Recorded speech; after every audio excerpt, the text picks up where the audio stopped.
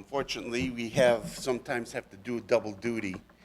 David Hogan had scripture reading today, so we'll be reading from Judges 6:36 through 40.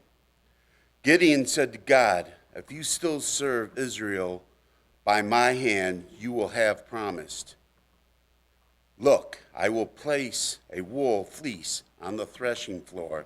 If there is dew only on the fleece and all the ground is dry, then I will know that you will save Israel by my hand, as you said." And that is what happened. Gideon rose early next day. He squeezed the fleece and wrung out the dew, a bowl full of water. Then Gideon said to God, "Do not be angry with me. Let me make just one more request. Allow me one more test with the fleece. But this time, make the fleece dry and let the ground be covered with dew." That night, God did so. Only the fleece was dry. All the ground was covered with dew.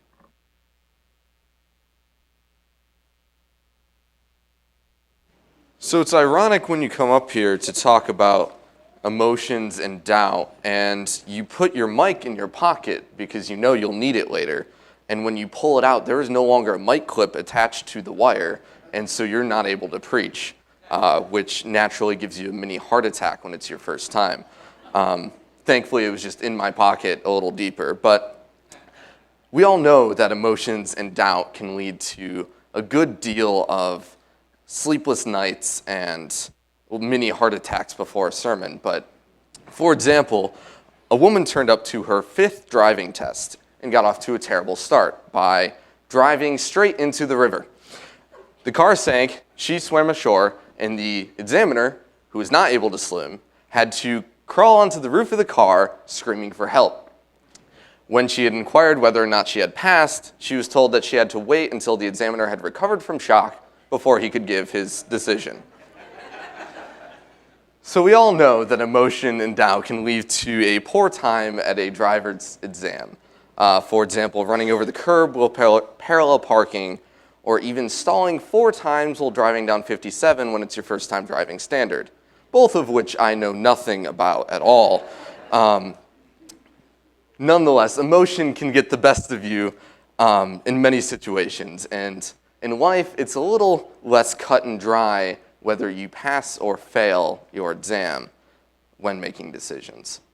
So emotions get to us throughout our life and a little more subtle than they get to us with the nerves of a driving exam. You might not shake at the wheel when you're deciding what college to go to. Maybe you do. But these are still major decisions that emotions play a large role in. And emotions tend to get a lot of attention in our society. Dallas Willard, when he wrote Renovation of the Heart, a book based on building character, says, "Our first inquiry as we greet people for the day is likely to be, 'How are you feeling today?' Rarely will it be, 'How are you thinking?' Feelings live on the front row of our lives like unruly children clamoring for our attention. They presume on their justification of being whatever they are, unlike thought, which by nature is open to challenge and invites the question, why?" So as Willard explains throughout the rest of the chapter, which would take up the entire sermon of just reading it for you, but is still a good read, he explains that emotions get a lot more attention than they need to. You get all of the attention on your emotions, and that's usually how you base your day. You go, all right, well, I went to the store today, and then on the way back, I got in a traffic jam. I got frustrated. And then when I got back home, it was irritating because no one helped me put the groceries away. And then I burned supper because I was frustrated and trying to do something else. And today was just a very bad day. And all throughout that time, you could have had good thoughts. You could have talked to God on the way home. You could have listened to some sermon on the radio. You could have had a very good day thinking-wise, but because your emotions were not in line with that, you considered it a very bad day, which naturally most of us do. And emotions, especially in this sense, can lead to doubt when you base your spiritual life on it. When you've placed your emotions in the driver's seat of your life, you are often going to run into that. You can have a very good day, but because your emotions don't line up with that, because those little things caught up to you and got your emotions a little more out of whack than the rest of your day was, it can lead you a little further away from God than you had intended. Now, Willard knows, as he continues on with the chapter, that there isn't going to be any way that you can force your emotions into place. Your willpower and emotions do not quite work that way. They're a little more irrational than you would probably care to admit on a regular basis. But Gideon, one of the greatest judges and one of the most well-known characters of the Old Testament, went through a lot of emotional strife in his time. In the scripture reading, we went over that Gideon said to God, "If you will save Israel by my hand, as you have promised, look, I will place a wool fleece on the threshing floor. If there is dew only on the fleece and all the ground is dry, then I will know that you will save Israel by my hand, as you have said." Now, Gideon has already tested God a little bit. God came to him earlier in the chapter and was like, "Hey, I'm going to save Israel. You've been oppressed, you've been crying out to me, I'm going to save it through you." Gideon, taking the stereotypical role of a Bible character in the Old Testament, it's like, no, God, you can't do that. I am the weakest of my clan, which is all well and good if I'm the strongest clan. Sadly, I am not. I am of the weakest clan, and I'm the weakest member, so you can't really use me. I think you need to go down the road, take a left, and there you'll be, right at that house. Look there, not here. But nevertheless, God's like, no. Look, Moses tried the same thing. I know how this rolls. You just need to step up to the plate and trust in me. You need to take your emotion out of the driver's seat. You need to take your fear out of the driver's seat, and you got to put me there. I doubt he used that analogy because I don't think they had cars for a long time after that.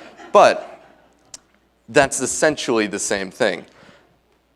And not only that, so he's gotten Gideon a little more on board with this. He's continued on. But then Gideon's still doubting later on in the chapter here. He's asking God to do a physical test now. He's not talking to him. And this is after he's already called 32,000 people to him to save Israel. 2 verses before this, he's calling people to gather around him. And you find out later in the chapter that 10,000 of these people are confident and not afraid. They're confident that they will win and that God will take care of it. Gideon is surrounded by 32,000 people, which I would think, make your ego a little larger that they're listening to you and a little more confident.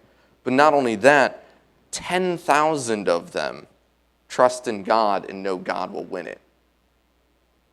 But Gideon's still a little hesitant. He's still not quite ready to just put it all on God, and he's throwing his fears out there. And a lot of this is because Gideon is not focused on the goal that God has set forth for him. Gideon is focused on his fear and his ill comings and the fact that he's the weakest of his clan. He's not trusting in God and the rich history Israel has with God. If Gideon were thinking rationally, he would go, okay, this is the God that had a pillar of fire that led my people out of Egypt, 10 plagues on Egypt, and fed them in the desert for 40 years. And I'm told to lead an entire army against my foes. That's a little more fair than what Moses had to go through, isn't it? But Gideon is still nervous because that's not his focus. He's not having God sit there and thinking about this in a way with spiritual devotion. He's thinking about this through his emotions. And emotions are not going to stay steadfast and faithful to the Lord. Continues on, not only that, but he tests God again.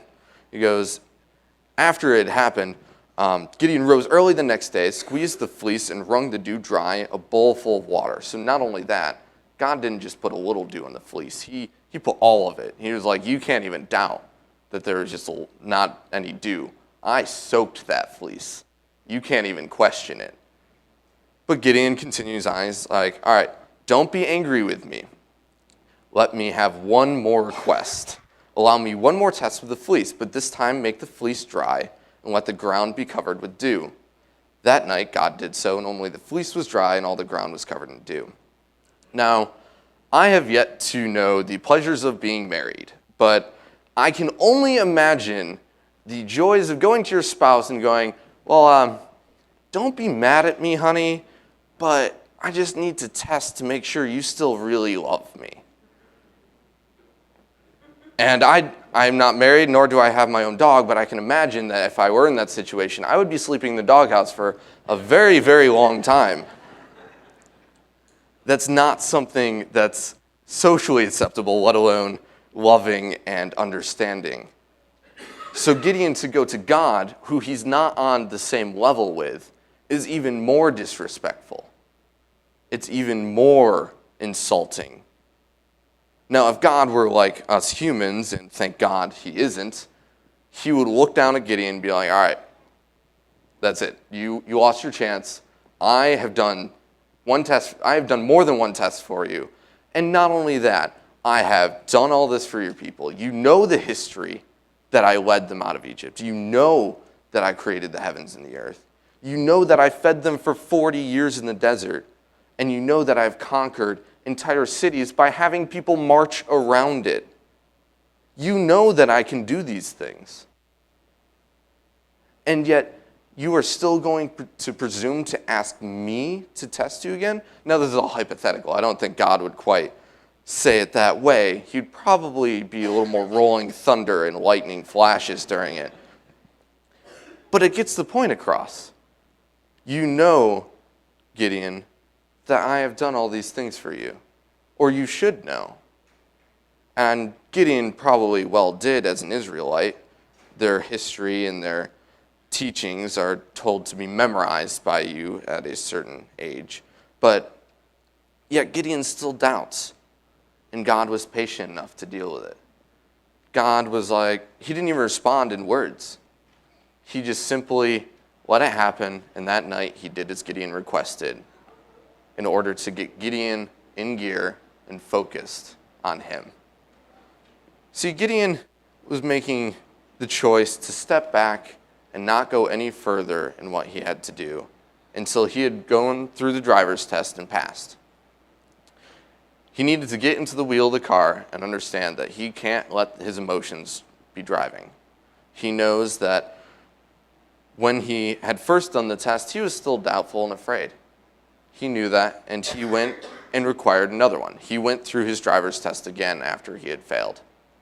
He went through and asked to be redeemed and to help himself get in the right place before he goes and takes on larger spiritual challenges. And how many times do we do that in our life?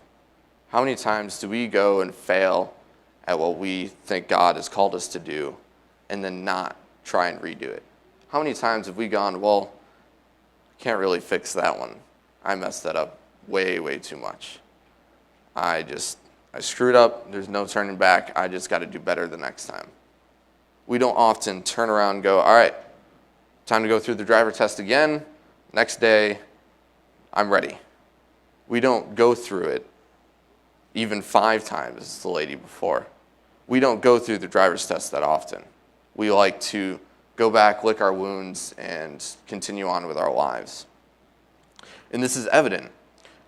C.S. Lewis knew this quite well, and when he wrote his fictional book, The Screwtape Letters, for those of you who aren't familiar, The Screwtape Letters is a fictional book where it is an elder demon writing advice to other demons on how to tempt people and get them to go astray.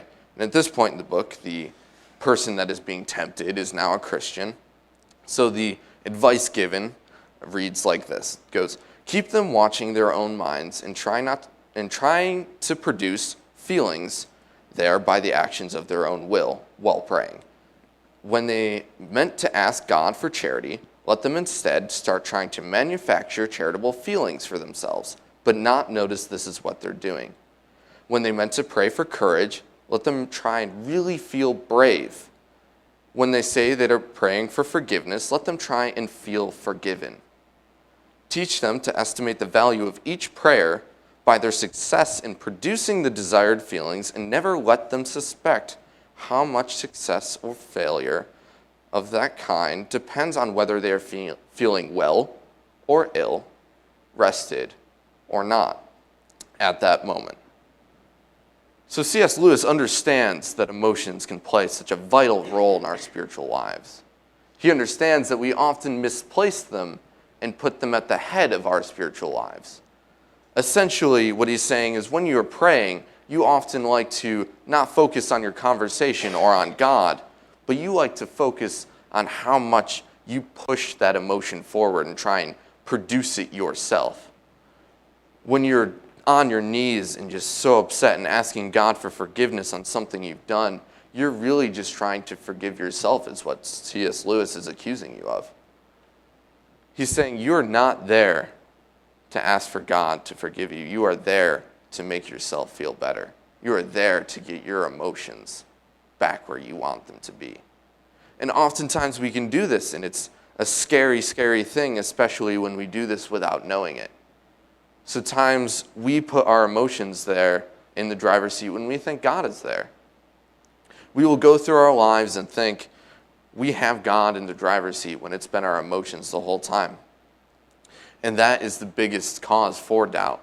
When you have emotions leading your spiritual life and you think God is there, you're going to run into a brick wall.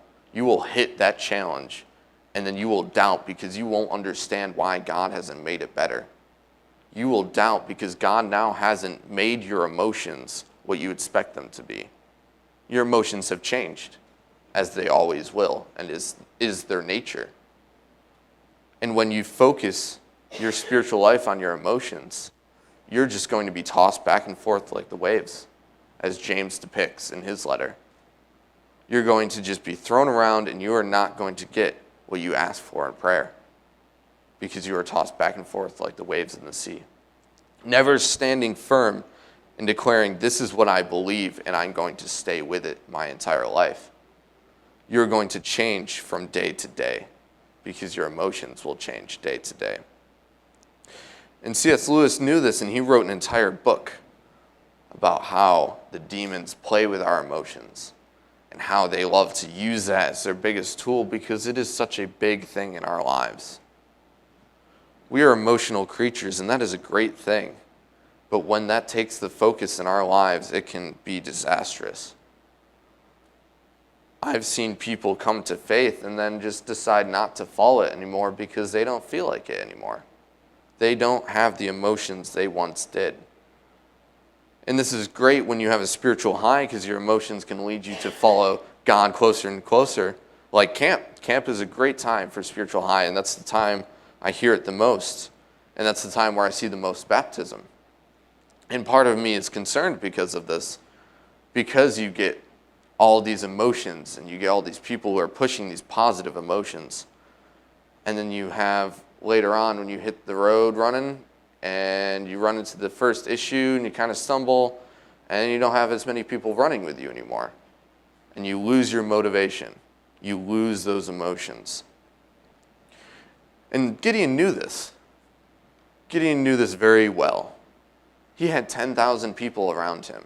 And I'd like to think that instead of doubting and being like, all right, well, that's just 10,000 people against a bigger army, I'd like to think he's going, well, that's 10,000 people, but what am I going to do when they're not there? Gideon had gone through this driver's test multiple times in a single chapter. And afterwards, you never hear again of him questioning God. He continues on and does exactly what the Lord commands. Now, he has to go through some difficult situations, yes, and I'm sure he still has some doubt. But his emotions are no longer what's running the show. He knows that God is now in charge. He knows that God can do as he wills. And he didn't even have to fight in the battle that he was called for. The story goes that he just smashes pots that are covering his torches and he blows a trumpet, him and the rest of his army. And the army takes care of itself. His entire enemy forces are just gone. And he did that not because of his emotions. He did that strictly because he had God in the driver's seat. Emotions play an important role in our spiritual lives, but I'm afraid they oftentimes take the main focus, and we need to go through our lives and test. So, as we wrap this up with a relatively short sermon, because ironically, I am nervous while preaching on emotions. I want us to remember that we can doubt, and doubt's not a bad thing. Honestly, it gets a very, very bad rap. Doubt can push you to question and to seek more answers, and I don't know why we look at that and say that's a bad thing. We look at doubting Thomas and we're like, can't do that, Thomas. You lived with Jesus. You knew him, and yet you still doubt. Shame on you. That's how we look at him. But Thomas was the one who sought his answers. He was the one who's like, I'm not going to just believe what you guys say. I need to figure it out. I need to see, and I need to move forward with that. And probably afterwards, he probably had as stronger faith than the rest of them, because he sought his answers. He knew he had doubt, and he looked for a way to resolve it. Secondly, I want us to combat doubt by going through driver's test on a regular basis. Now, doesn't that sound fun? In your life, I want you to go back and frequently look at the decisions you made, whether it's weekly or monthly or daily. Look at the decisions you've made and try and figure out why you made those decisions, how it is you came to those, whether it's through emotions and you kind of just running through life in the seat of your pants, or whether you actually think them through, pray to God, and work on your devotion. And going through driver's tests can actually be fun if you work at it correctly. If you go through and it becomes routine and you can start to enjoy the conversation you're having with God during it. If you're looking for ways to improve your faith, your emotions will follow suit. Your emotions are not meant to take the wheel during your driver's test. They're supposed to be running to try and catch up to the car as you move on. And eventually, once they get there, they're going to be much different, much more in shape, and much more likely to fit with the rest of your life once they catch up. And lastly, I want us to remember that God is patient. He is incredibly patient. He put up with Gideon for 2-3 tests. He put up with us through our doubt, and he's not going to stop doing that. God wants you to go and to put yourself through that driver's test, because he knows that after you come through, you're going to be better for it. He knows that once you get your emotions out of your main focus, you're going to be a little better at controlling them. You're going to be a little better at putting him as the head of your life. And so as we come to sing again, I'm sure one of the elders would love to stand up here so that I don't have to figure out whether or not I'm supposed to pray with people. But if you feel like you need prayer, or if you need to come and talk to one of the elders, I'm sure they'd be more than happy. And if you aren't a Christian yet and you'd like to become one, nothing is more important than taking that first step of putting God at the head of your life than baptism. So come as we stand and sing.